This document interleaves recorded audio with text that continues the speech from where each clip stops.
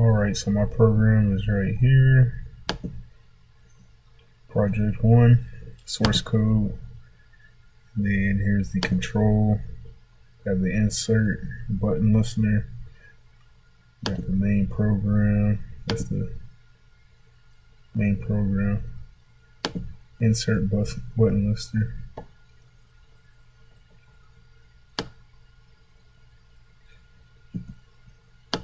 The main program.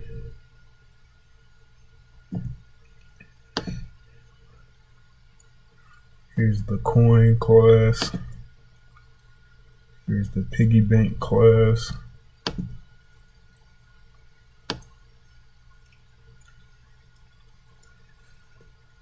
Here's my window class. This is for the GUI.